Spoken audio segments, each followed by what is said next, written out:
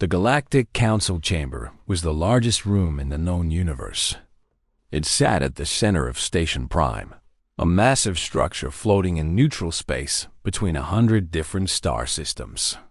The chamber could hold 10,000 beings at once, and today, every seat was filled. Representatives from 200 species watched as the human delegation entered. Some of these aliens had 4 arms. Some had wings. Some floated in special tanks filled with liquid. They came in every shape and color that nature could imagine. But they all had one thing in common. They all looked down on the humans. Ambassador Park Jisoo walked at the front of the human group. She was a small woman with gray hair and sharp eyes.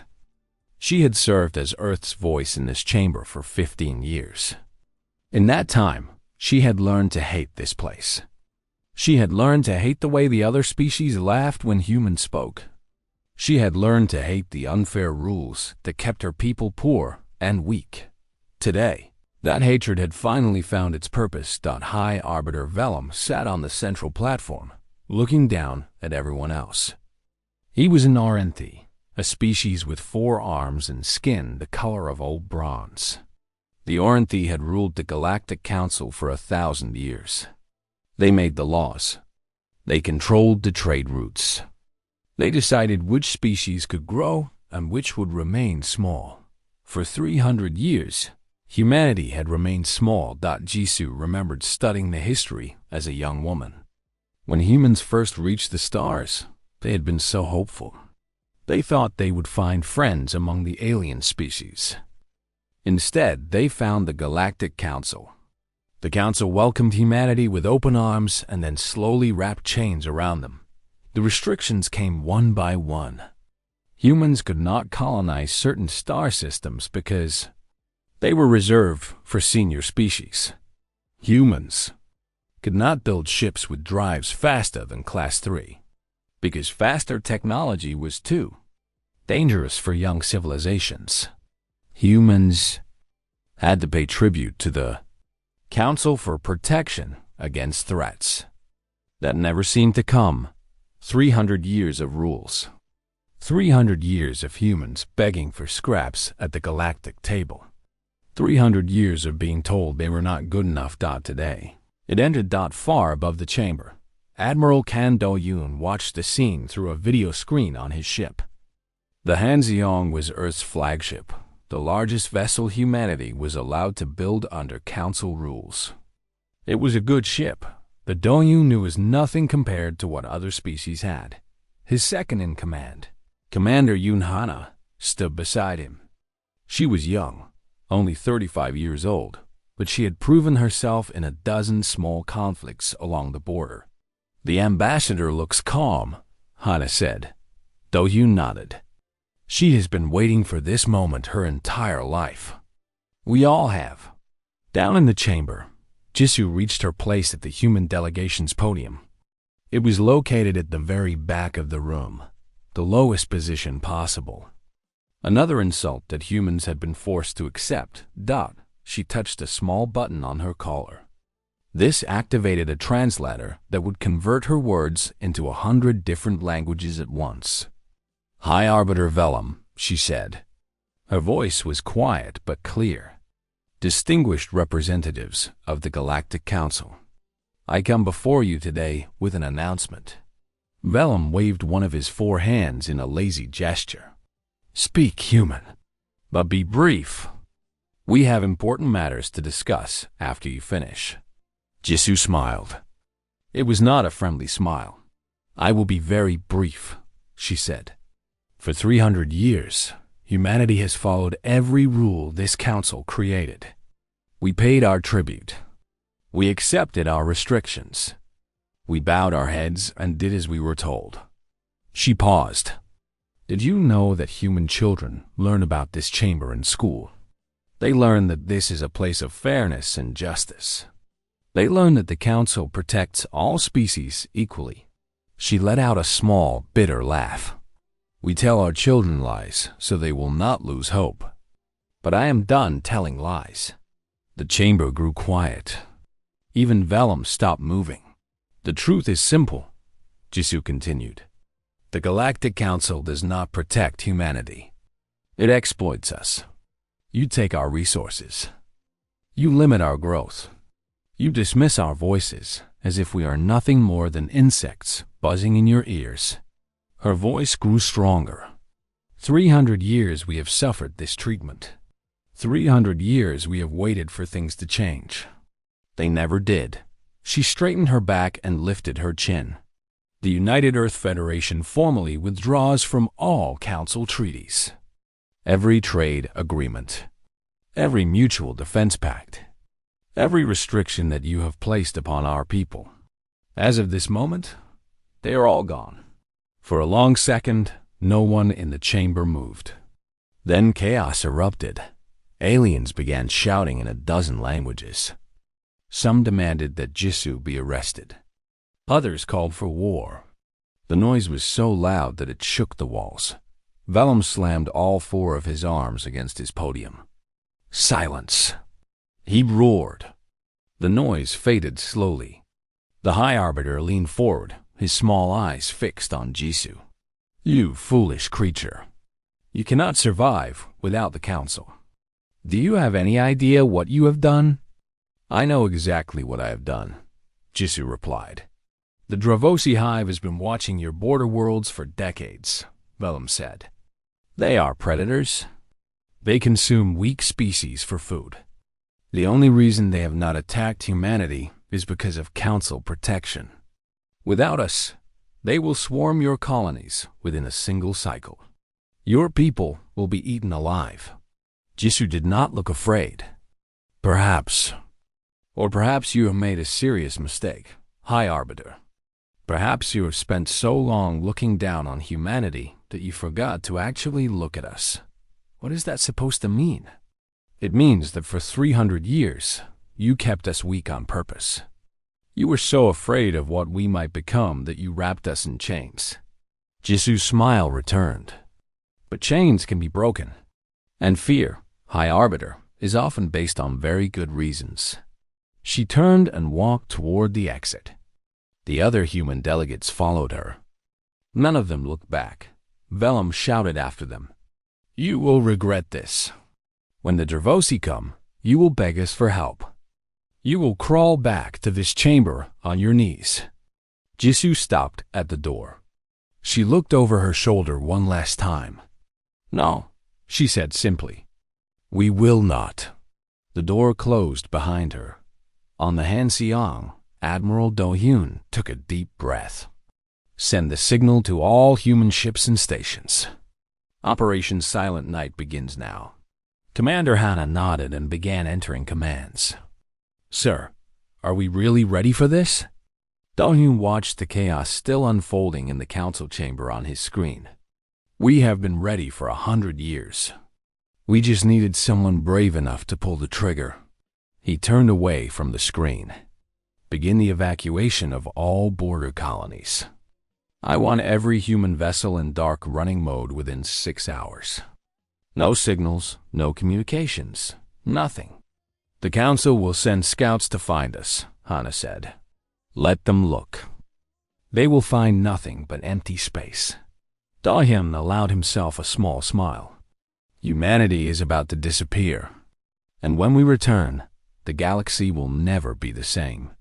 Within hours, every human ship, colony, and station vanished from Council sensor networks. Billions of people simply ceased to exist as far as the rest of the galaxy was concerned. The silence had begun. 6 months passed after humanity went silent. 6 months of empty space where human colonies used to be. 6 months of questions that no one could answer. High Arbiter Vellum stood in his private chamber on Station Prime, staring at a star map. Red dots marked every location where humans had once lived. All of them had gone dark on the same day, at the same hour. 300 billion people had simply vanished. His aide, a young Orinthi named Chorus, entered the room and bowed low. High Arbiter, the latest scout report has arrived. And? Nothing, sir. The scouts found the new Tokyo colony completely empty. The buildings are still standing. The food in the storage units is still fresh. But there are no humans anywhere. It is as if they simply walked away. Vellum felt a cold sensation in his chest. He had ruled the council for 60 years. He had faced rebellions, wars, and disasters of every kind. But he had never faced anything like this. How is this possible? He asked. You cannot hide 300 billion people. You cannot move them without someone noticing. Chorus shifted nervously. Some of our scientists believe the humans may have developed a new form of stealth technology, something that blocks all forms of detection. That is impossible. Human technology is primitive. We made sure of that. Yes, High Arbiter, but... Chorus hesitated. Speak. There is another theory. Some believe that the humans have been hiding their true capabilities for a very long time. That they allowed us to think they were weak while secretly growing stronger. Vellum wanted to laugh at this idea. Humans were soft, emotional creatures. They fought among themselves constantly. They were barely able to manage their own small corner of the galaxy. The idea that they had been playing a long game against the Council was ridiculous. And yet, he could not explain where they had gone. Bring me the human defector, Vellum said. Baisano. He worked for our intelligence service for 20 years. If anyone knows what his people are planning, it will be him. 2 hours later, Sunho stood in Vellum's chamber. He was an older man with a tired face and sad eyes.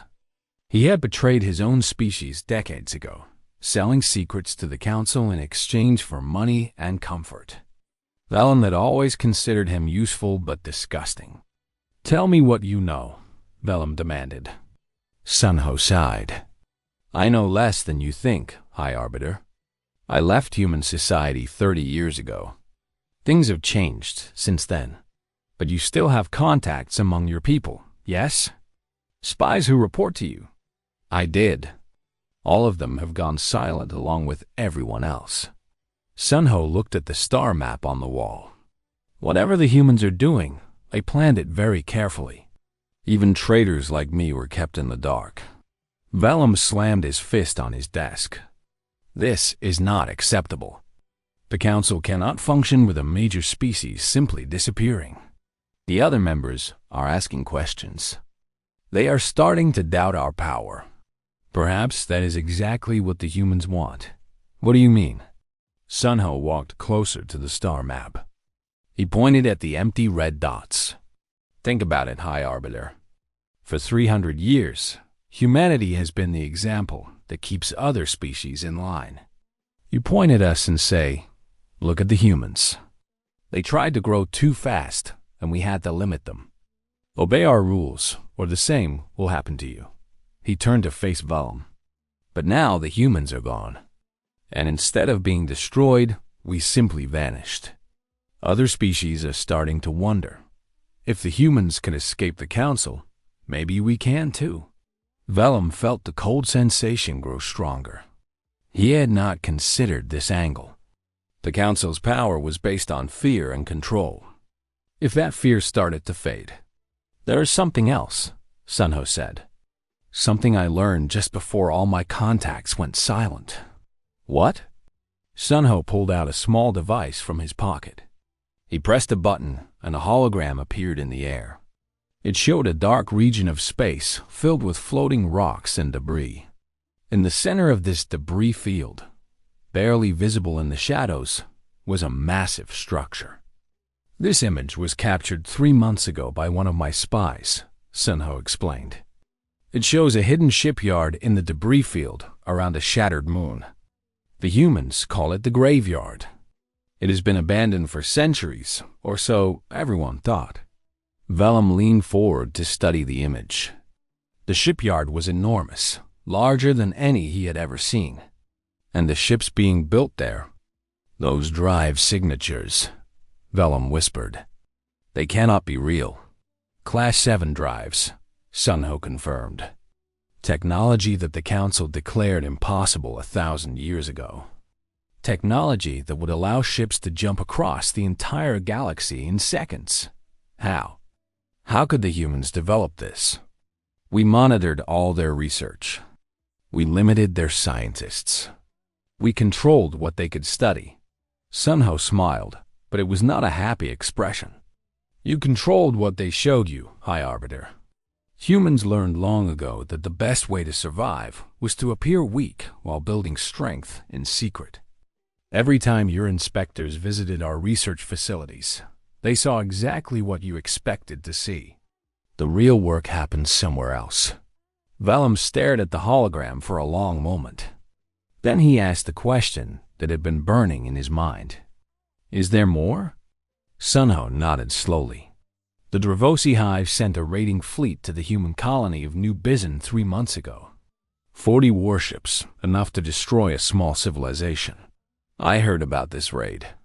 The Dravosi were testing human defenses after the Council withdrew protection. Yes, they expected easy prey. Sunho pressed another button on his device. The hologram changed to show a field of floating wreckage. This is what remains of those 40 warships. Vellum felt his blood run cold. The wreckage was scattered across millions of kilometers. Some pieces were so small they could barely be identified. Whatever had destroyed those ships had not just defeated them. It had annihilated them. No survivors escaped, Sunho said. No distress signals were sent. 40 Dravosi warships, each crewed by 1,000 soldiers, simply ceased to exist in less than a single hour. The humans did this? We do not know for certain, but the Dravosi believe so. They have been very quiet since this incident. No more raids. No more threats. For the first time in their history, the Hive is afraid. Vellum walked to the window of his chamber and looked out at the stars. He had ruled the galaxy for 60 years. He had crushed rebellions and conquered empires. He had believed that nothing could threaten the Council's power. Now, for the first time, he was not so sure. What do you suggest we do? He asked quietly. Sunho joined him at the window. If I were you, High Arbiter, I would start preparing for the possibility that the humans are no longer the species you remember. Whatever they have become during these 6 months of silence, it is something new, something dangerous. Should we attack first? While we still have the advantage of numbers. Sunho laughed softly. Do we have that advantage? We cannot even find them. How do you attack an enemy you cannot see? How do you fight a war against an enemy who destroyed 40 Dravosi warships without breaking a sweat? Vellum did not answer. He simply stared at the stars and wondered what was hiding in the darkness between them. Somewhere out there, 300 billion humans were waiting. They had been patient for 300 years. They could afford to wait a little longer.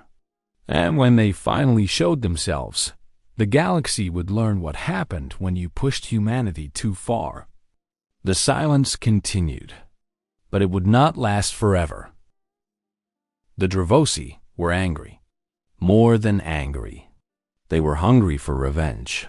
The destruction of their raiding fleet at New Bizin had been an insult that the Hive could not ignore. For 5,000 years, the Dravosi had been the most feared predators in the galaxy. They consumed weaker species like humans ate vegetables. No one had ever dared to fight back until now. Hive Commander Trax stood on the bridge of the Devastator, the largest warship the Dravosi had ever built. Around him, 2,000 other warships stretched across the blackness of space like a swarm of deadly insects. This was the largest fleet assembled in 5 centuries. Enough firepower to burn 100 worlds to ash. Set course for Earth, Trax commanded. His voice was a deep growl that made his officers flinch.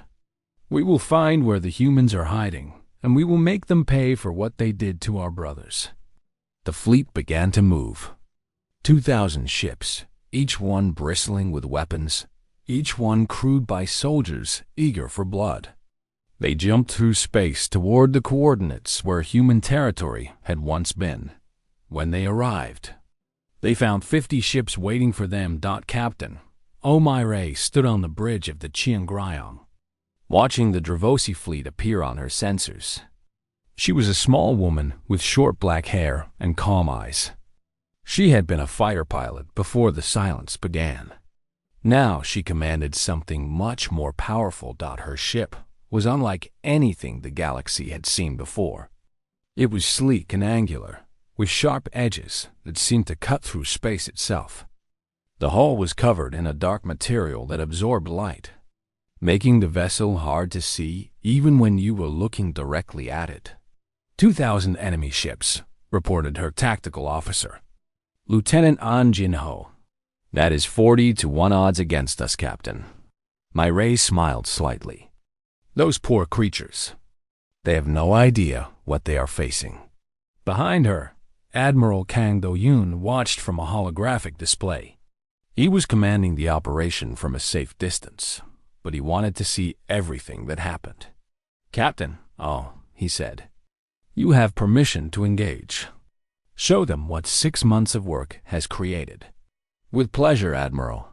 Myray pressed a button on her chair. All ships, this is the captain. We spent 300 years being treated like insects. We spent 6 months preparing for this moment. Today, we remind the galaxy that humans are not prey. She paused. Attack formation Delta. Let us hunt. The 50 human ships moved forward. They did not form defensive lines like council vessels. They did not hang back and exchange long-range fire. They dove straight into the enemy formation like wolves charging into a flock of sheep. On the Devastator, Commander Trax watched with confusion. What are they doing?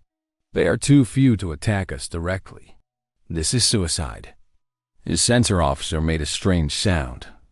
Commander, our targeting systems cannot lock onto the human ships.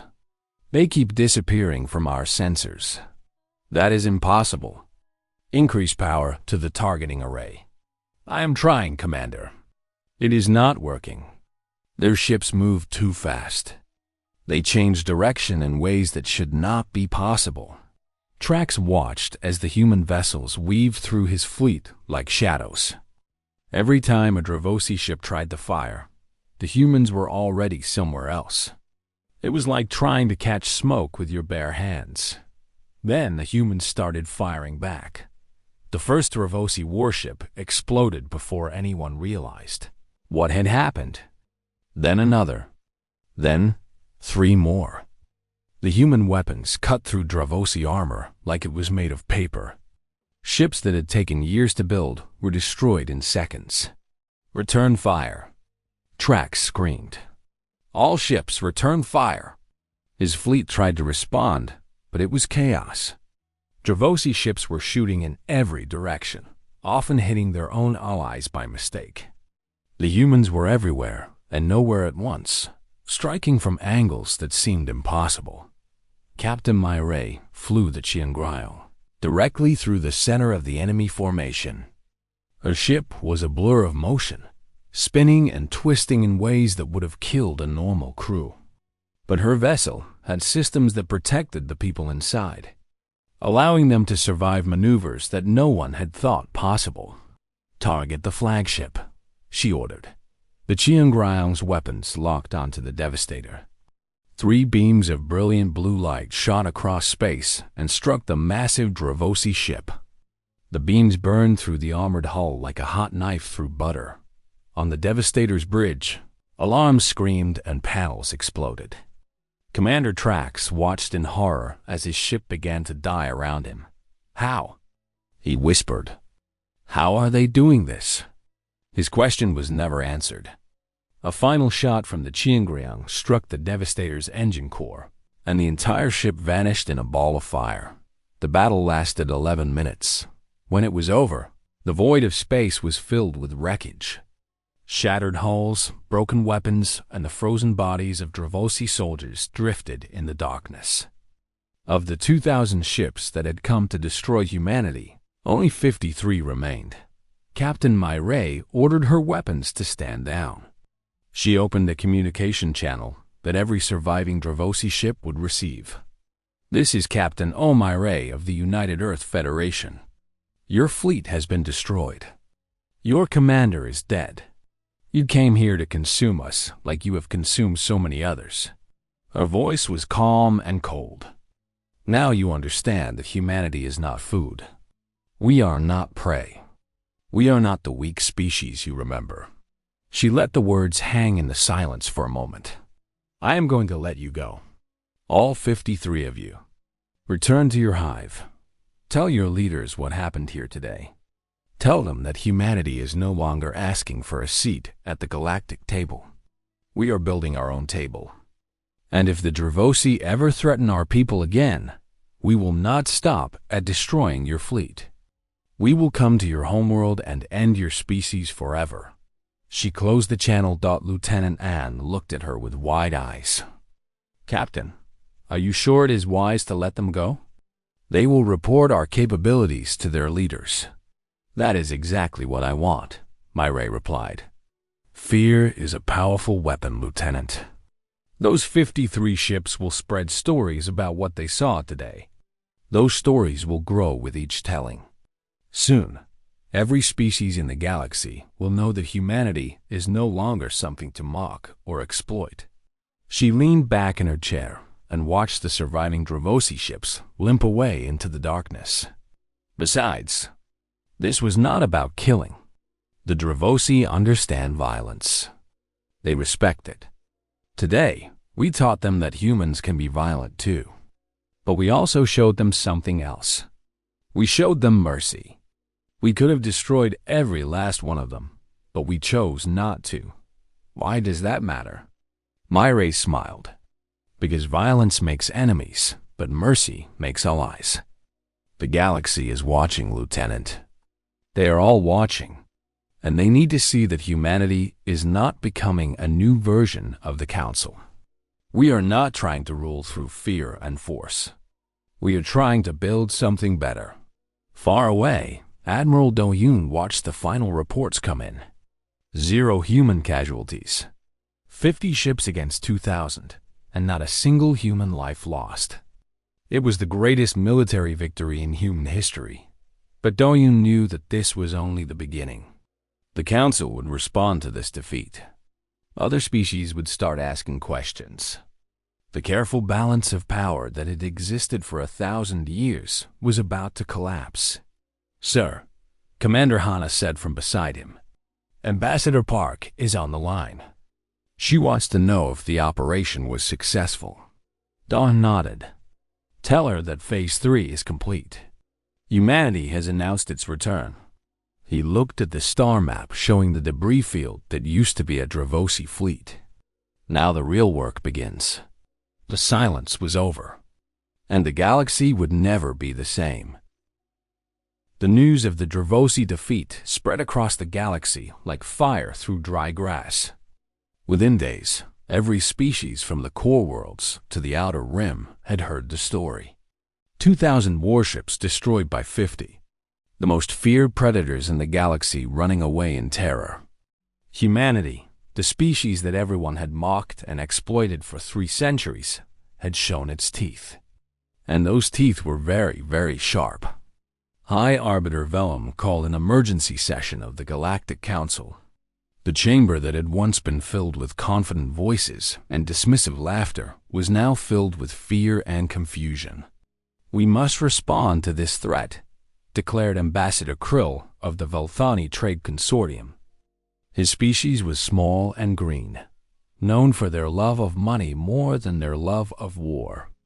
The humans have demonstrated technology far beyond what we believed possible. If they turn their weapons against us, we are all in danger.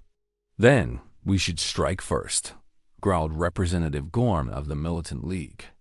He was a massive creature covered in thick scales, with claws that could tear through metal. Gather all our fleets. Attack the humans before they grow even stronger. Attack them with what? Asked another delegate, her voice sharp with fear. You saw what they did to the Dravosi. Our combined fleets might not be enough to stop them. The chamber erupted into shouting. Species that had been allies for centuries suddenly turned against each other. Old grudges surfaced. Accusations flew back and forth like weapons. Vellum watched the chaos with growing despair. For 1,000 years, the Council had maintained order through a simple system. They kept the most powerful technologies for themselves. They limited what younger species could develop. They crushed any rebellion before it could grow. It was not a fair system, but it was stable. Now that stability was crumbling. Silence. Vellum commanded. His voice echoed through the chamber, and slowly the noise faded. Fighting among ourselves will solve nothing. We must find a way to bring the humans back under control. We must offer them something they want. What could we possibly offer them? Ambassador Krill asked. They have already rejected our membership. They have technology we cannot match. What do they need from us? Vellum did not have an answer. While the Council argued, humanity was already moving, but not in the direction anyone expected. Trade Representative Choi Yuna arrived at the Velthani Commerce Hub 3 days after the battle. She was a young woman with a bright smile and a gift for making people trust her. The Velthani were suspicious at first, but Yuna quickly put them at ease. The United Earth Federation has no interest in conquest, she explained to the Velthani leaders. We do not want to rule the galaxy. We simply want to be treated as equals. And we believe that many other species feel the same way. The lead Velthani, a merchant named Trosses, scratched his chin with tiny green fingers. What are you offering? Direct trade agreements. No council tariffs. No restrictions on what goods you can sell or buy. Fair prices, honest dealings, and mutual respect. Trosses leaned forward. The council would punish us for making such agreements. They controlled the trade routes. They set the rules. Yuna smiled. The council's power is based on fear. But fear only works when people believe there is no alternative. We are offering an alternative. She placed a data tablet on the table. This contains the details of our proposal. Read it carefully. Share it with your people. And then decide what kind of future you want for your species. One where you remain servants of the Council, or one where you are free to make your own choices. The Velthani signed the agreement within 48 hours. They were the first, but they would not be the last. On the other side of the galaxy, Dr. Wang Taman was making a different kind of offer. He was Earth's chief science officer, a quiet man who had spent his entire life studying medicine. He had traveled to the Rilkethi homeworld with a team of researchers and a cargo ship full of supplies. The Rilkethi were a gentle species. They had soft blue skin and large eyes that seemed to hold endless sadness. For the past 50 years, a terrible plague had been killing their people. Millions had died. The survivors were weak and hopeless. We came to the council for help, explained their leader, an old female named Senna. Her voice was barely more than a whisper. We begged them for medicine, for research, for anything that could save our children. Do you know what they said? Taman shook his head. They said the Rilkethi could not pay enough tribute to justify the expense. They said it would be cheaper to let us die and give our worlds to a more productive species. Tears fell from Senna's large eyes. They left us to suffer because we were poor. Taman felt anger rise in his chest, but he kept his voice gentle. I am sorry for what you have experienced. The council treated my people badly too. They kept us small and weak for 300 years. But that is over now. We are free, and we want to help others become free as well. He opened a case and showed Senna the medical supplies inside. This is a cure for your plague. Our scientists developed it 6 months ago. We have enough doses for every Rilkethi who is infected. Senna stared at him with wide eyes. Why? What do you want in exchange? Nothing. We ask for nothing in return. Tamin placed his hand over his heart. Among my people, we have a belief. We believe that those who have power must use it to help those who suffer. The Council forgot this truth long ago. Humanity has not. The cure worked. Within weeks, the plague that had terrorized the Rilkethi for half a century was completely gone. Their people began to recover. Children who had been dying were suddenly healthy and strong, and they never forgot who had saved them. The third part of humanity's plan was perhaps the most important. General Beek Unji, commander of Earth's ground forces, traveled to the Servani collective with a proposal. The Servani were warriors. They had thick gray skin, powerful muscles, and a proud tradition of battle. For centuries, they had protected their corner of the galaxy from Dravosi raiders. But the Council had never given them the support they needed. They fought alone, and they lost more people with each passing year. We know what it is like to stand alone against enemies who want to destroy you. Imji told their war leader, a scarred veteran named Karo. The Council promised to protect you, but they never did. They let the Dravosi attack your colonies because it kept you weak and dependent. Karo grunted. You speak truth, human. The Council has betrayed us many times. But why should we trust you? Yunji stood tall. Because we are not asking you to bow to us. We are not demanding tribute or obedience. We are offering a partnership between equals. Our ships will patrol your borders alongside yours. Our soldiers will fight beside your soldiers. And if the Dravosi ever attack again, they will face not just the Servani, but the full might of humanity. And what do you gain from this partnership? Friends, Yunji said simply. The galaxy is changing, Karo. The old order is falling apart. When the dust settles, the species that stand together will shape the future. The species that stand alone will be forgotten. Karo studied her for a long moment. Then he extended his massive hand. Among my people, we seal agreements with blood, he said. But I think a handshake will do for now. Yunji took his hand and shook it firmly. Welcome to the new Galactic Order, Karo. Together, we are going to build something better. Back on Station Prime, Vellum received reports of each new alliance that humanity was forming.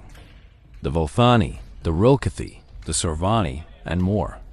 Species that had been loyal council members for centuries were suddenly turning away. How are they doing this? He demanded of his advisors. They have not fired a single shot since the Dravosi battle. They have not threatened anyone. And yet our empire is falling apart.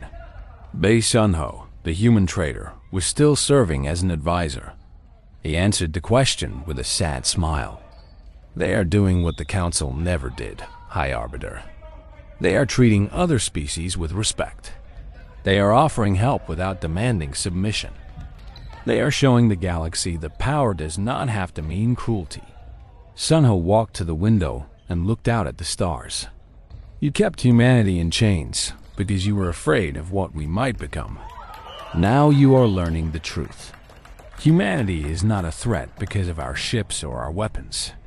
We are a threat because of our ideas. Freedom, equality, partnership. These ideas are more dangerous than any weapon ever built.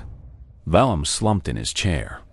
For the first time in 60 years, he felt old and tired. What can we do to stop them? Sunho turned back to face him. Nothing. The only thing you can do now is decide whether the Council will change, or whether it will be swept away by history.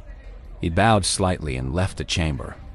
Vellum sat alone in the darkness, watching his empire crumble one star system at a time. The reckoning had come, and there was nothing he could do to stop it. 1 year had passed since Ambassador Park Jisoo walked out of the Galactic Council chamber. 1 year since humanity vanished into the darkness. 1 year since everything changed. The station called New Horizon floated in orbit around a bright yellow star. This star had once been forbidden to humans. The Council had declared it a restricted zone, reserved for senior species that never came.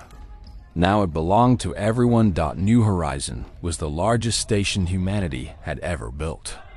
It stretched across thousands of kilometers, with docking bays that could hold ships from any species. At its heart was a massive chamber designed to hold representatives from across the galaxy. Today, that chamber was finally being used for the first time. Admiral Kang Do-yoon stood near the entrance, watching delegates arrive from dozens of different worlds. His daughter, Lieutenant Kang Ji-young, stood beside him.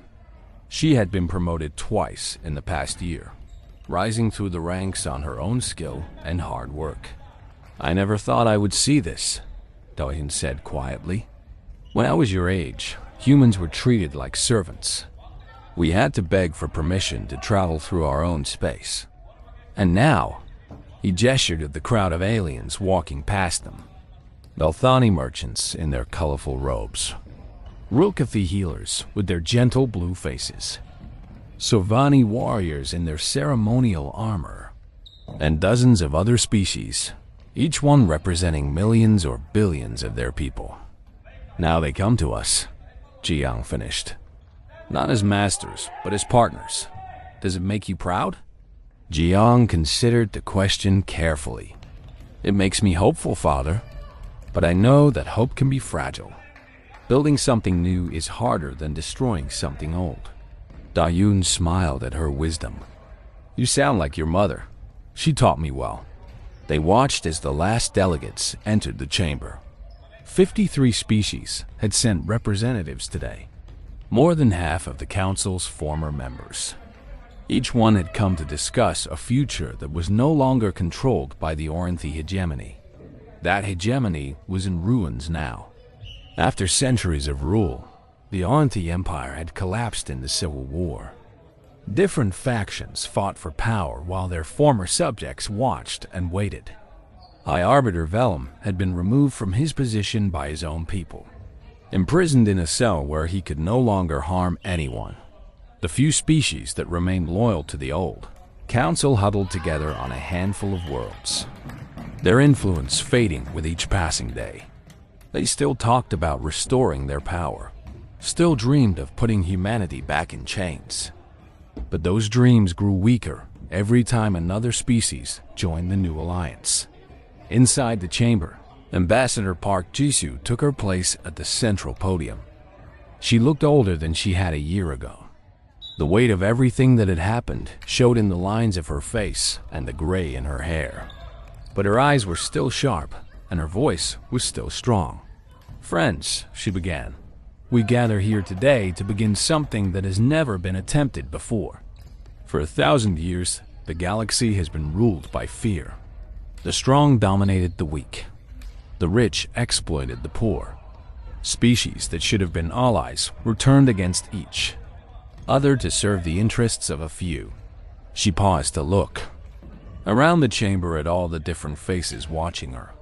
Humanity lived under that system for 300 years. We know what it feels like to be told that you are not good enough, that you must accept your place at the bottom, that you should be grateful for whatever scraps the powerful choose to throw at you. Her voice grew harder. We rejected that system. We broke free from the chains that bound us. And then we discovered something important. We discovered that we were not alone in our suffering. Many of you experienced the same treatment. Many of you dreamed of freedom, but did not know how to achieve it. Jisoo spread her arms wide. Today, we begin to build something different. The Galactic Congress is not a new version of the Council. We are not trying to create another empire where one species rules all others. We are creating a partnership of equals. A place where every species, no matter how big or small, has an equal voice. Where decisions are made together, not imposed from above. She lowered her arms and spoke more softly. "I will not lie to you. The path ahead will be difficult. There are still those who wish to see us fail. The old powers have not given up their dreams of conquest. And even among ourselves, there will be disagreements and conflicts. Building trust takes time. Building friendship takes effort. Her voice strengthened again. But I believe we can succeed. I believe we can show the galaxy that another way is possible. Not because humans are special or superior, but because all of us together are stronger than any of us alone. She smiled, and for the first time in many years, there was warmth in her expression. 300 years ago, humanity reached the stars and found a galaxy that treated us with contempt. Today, we stand here with friends from dozens of worlds, ready to build a future together. That is not a victory for humanity alone. It is a victory for everyone who ever dreamed of something better. The applause began slowly, then grew until it filled the entire chamber. Delegates from every species rose to their feet, clapping their hands or tentacles or whatever they used to show approval. The sound echoed off the walls and traveled through the station and out into the void of space. Outside the chamber, Do-Yun and Ji-Young listened to the applause. Through the viewports, they could see human ships maintaining their patrol around the station. These vessels no longer hid in the shadows. They moved openly through space, their presence a promise of protection for everyone who needed it. "Father," Ji-Young said, "do you think the old council will ever accept what has happened?" Do-Hyun thought about the question. He remembered all the years of humiliation, all the times humanity had been forced to bow before aliens who considered them inferior. He remembered friends who had died because the council refused to share medical technology. He remembered colonies that had starved because trade restrictions made food too expensive to import. "Some of them might," he said finally. "The ones who care more about survival than pride. They will adapt to the new reality and find their place in the galaxy we are building. And the others? The others will fight to restore what they lost. They will scheme and plot and look for any weakness they can exploit." Do-Hyun's expression grew serious. "We must be ready for them. We must remain strong, not to conquer, but to protect. The moment we let our guard down, they will try to drag us back into chains." Ji-Young nodded. "Then we will stay ready, for as long as it takes." They stood together in silence, watching the stars. Somewhere out in that vast darkness, danger still waited. Old enemies remembered their defeats and dreamed of revenge. New threats that no one had yet imagined might be growing in places unknown. But here, on New Horizons, something precious was being born. A community of species that had chosen to trust each other. A galaxy that was learning, slowly and painfully, how to live without fear. Inside the chamber, the speeches continued. Representatives from different worlds talked about trade agreements and mutual defense and shared research. They argued about borders and resources and 100 other complicated topics. It would take years to work out all the details. There would be setbacks and disappointments along the way, but for the first time in 1,000 years, they were working together instead of against each other. And that alone was a miracle. Ambassador Park Jisoo returned to the podium one final time to close the session. "Before we end today," she said, "I want to leave you with a thought. For 300 years, humanity was told to be small, to be quiet, to accept our place at the bottom of a hierarchy we never chose. We refused. And in doing so, we discovered something important. Not about ourselves, but about the galaxy." She looked out at the assembled delegates, her eyes moving from face to face. "You were all waiting for someone to show you that another way was possible, that you did not have to accept the chains you had been given. That hope was not foolish or naive, but the most powerful force in the universe." She spread her arms one last time, embracing the whole chamber. "Humanity did not break the council because we wanted power. We broke it because we believed that no species should ever be told they are not worthy of the stars. Today, standing here with all of you, I know that belief was right."